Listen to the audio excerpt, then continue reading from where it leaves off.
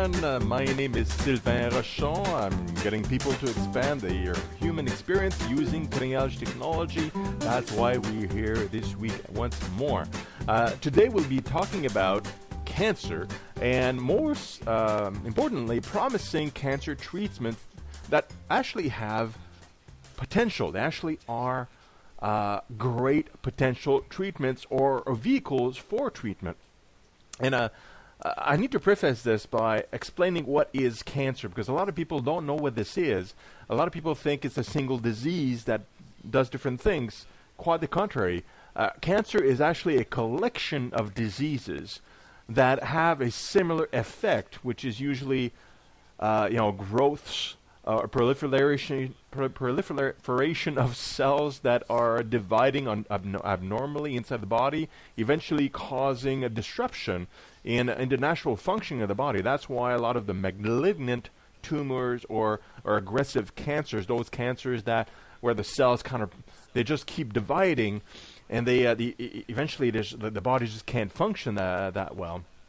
But it's the reason why the cells start dividing and being crazy and doing all this stuff in different tissues of the body is varied. It's not from it's not a bacteria, it's not a virus, it's actually the DNA of the cell being damaged in a certain spot, and then it does certain effect. But it can be damaged in multiple areas of the genome to have this particular effect, which is why you have different types of cancers based on where the DNA is damaged, as well as in which tissue does it start. So it's a very, very complex. You can't have one, because it's not like a single gene or a single piece that has like a special geometry in the body, which you can attack with drugs or viruses or something like that. It actually can be each cancer essentially is somewhat unique to each individual that has it.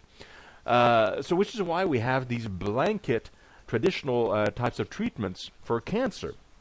Like we have surgery if they have like a tumor. So if the cancer is like a blob of cells that just keeps growing and disrupting your breathing and your liver and your heart, whatever, and if it's like a big tumor, you can surgically remove the tumor, and if you get it all out, then there are no more cells that have this crazy behavior, so you're okay, right? Other cells, like other cancers, like leukemia, is actually these are floating cells, individual cells that are floating in the lymph or in the blood. You can't cut it out, so we have to use things like chemotherapy, which is just a cocktail of harsh, toxic, deadly chemicals inside the body, and we're just kind of hoping that the cancer cells are going to die before the normal cells. Too many normal cells does. This is why people that go through chemo are extremely sick and they lose their hair, because a lot of the normal cells of the body also die. But since we can't target the exact cancer at the root, and we have to use these blanket technologies, which is terrible, but that's all we have. Now, a lot of people are saying, yes, there's a lot of cures for cancers. Perhaps there are some cures for some specific types of cancers, people that have specifically figured out ways to treat very, very narrow tranches of cancer that have a specific kind of defects in specific tissues. We've read about these things. They're not blanket. It may not apply to you at all. Likely it doesn't, because each cancer is very individual and personal.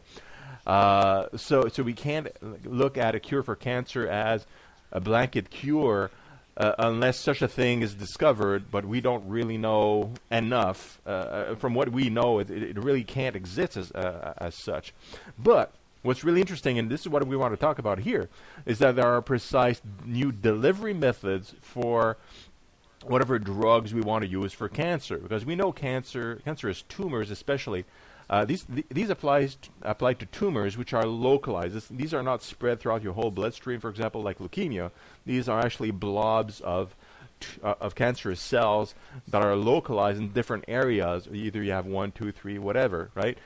These tumors have things in common. For one, they are hypoxic areas. That means they often lack oxygen, because these cells are dividing all the time, so they're burning up all the oxygen they can get. So there's less oxygen where the tumor is compared to the rest of the body.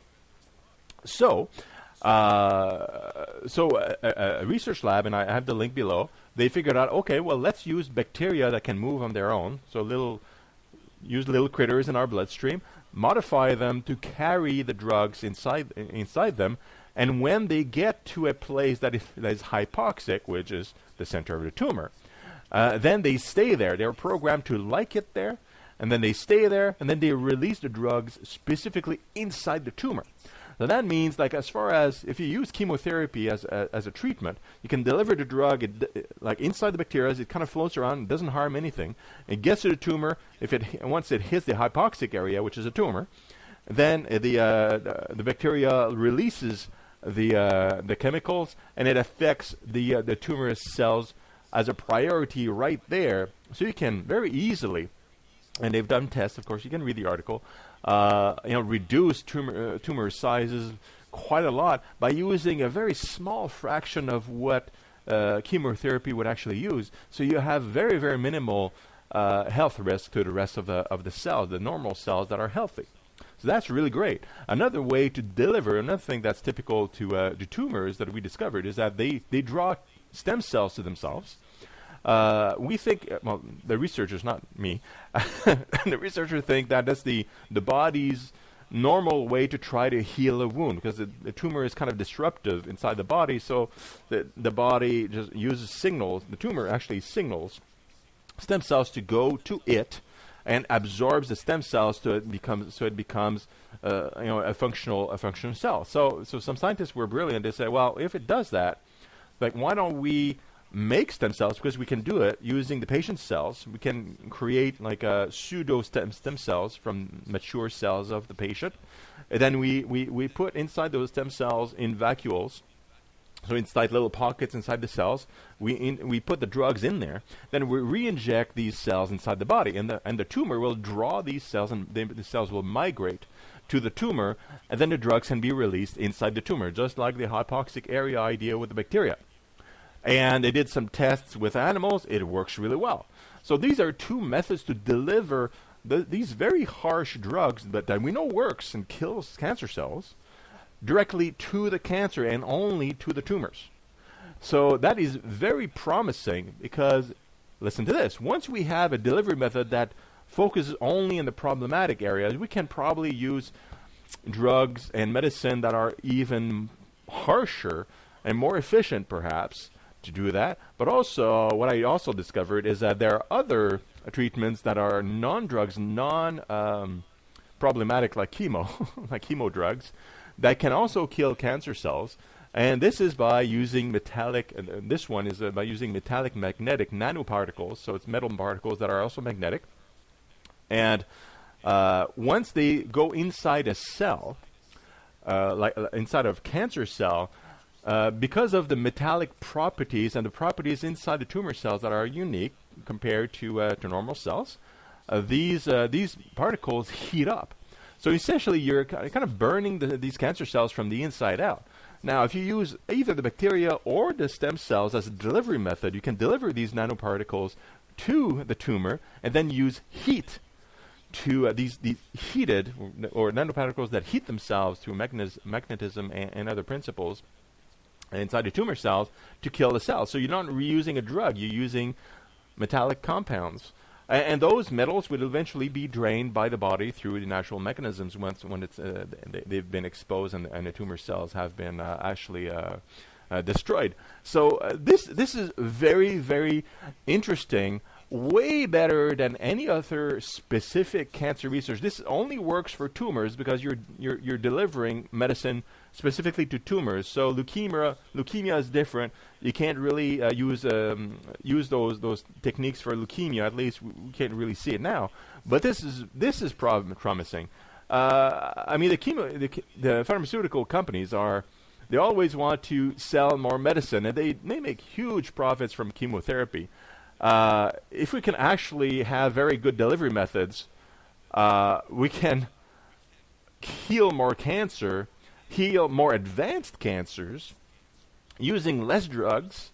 That's great. Pharmaceutical companies make less money. I don't care.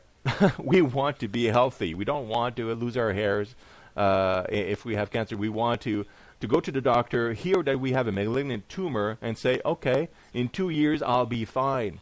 because there's all these methods that work really well that will actually do the job without me killing myself and going through the treatment. So anyway, so that's all I wanted to reveal to you today. Keep on the lookout for other cancer treatments. Look for things that are valid, that actually are verified with real laboratories, real research. And I think you'll discover there's a lot of really great ideas on how to tackle this very vicious set of diseases. So I'm going to catch you next time. If you want me to talk about something specific, please comment below and share the ideas. Subscribe to the channel, do everything you need. The more people hear about these ideas, I think the better. So let's help us out by hopefully helping me out spreading the word. And that's going to be it for today. I wish you a great week. I'll catch you next week for the next topic. Ciao.